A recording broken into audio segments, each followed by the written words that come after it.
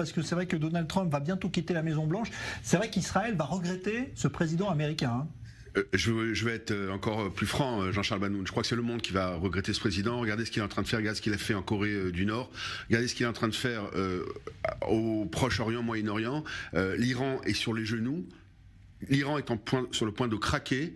Et c'est une magnifique nouvelle pour le monde entier, le fait qu'il n'y ait pas de bombe islamiste, une bombe islamiste chiite qui pourrait être un danger, pas pour Israël, pour l'Europe, pour la France, pour le monde entier.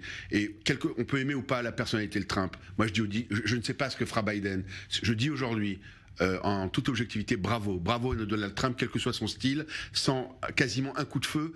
On arrive à des périodes historiques, j'ai presque envie de dire, messianique, c'est-à-dire là des accords de paix que tout le monde a rêvé depuis 1948 entre Israël et les États arabes sont en train d'arriver sous nos yeux et c'est pas fini. C'est le début et ça c'est exceptionnel. Le fait encore une fois, vous savez, j'ai une pensée aujourd'hui particulière pour le roi Mohamed V disparu, le père du roi Hassan II.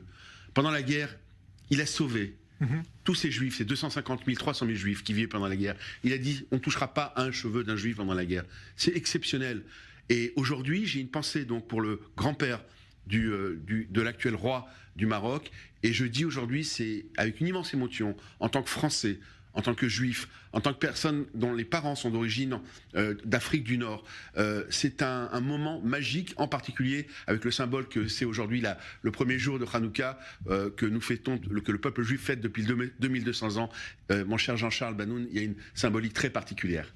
Alors effectivement, on est loin encore de voir l'Algérie et la Tunisie suivre le même chemin, mais c'est vrai que le Maroc a toujours eu une place à part dans ses relations, notamment avec les communautés juives.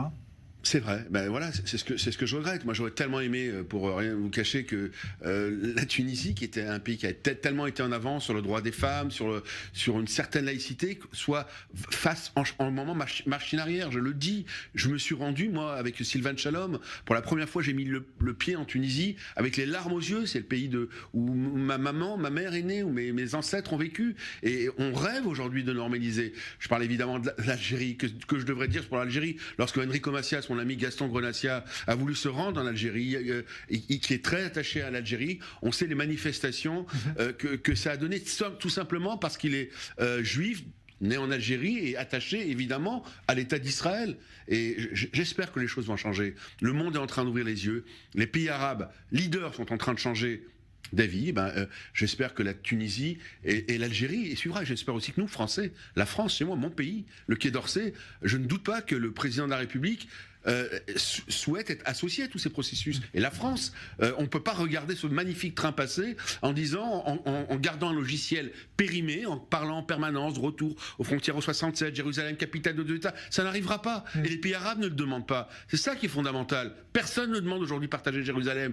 Évidemment, Jérusalem est la capitale des trois religions, mais sous souveraineté unique israélienne. Et ça restera comme ça.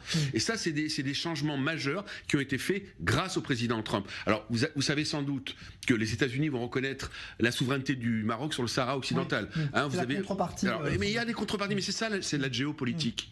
C'est de la géopolitique. Aujourd'hui, le président Trump a pris ses responsabilités, le Maroc a pris ses responsabilités, et Netanyahou est un magnifique chef d'orchestre, ou en tout cas membre de cette magnifique orchestre, on va dire comme ça.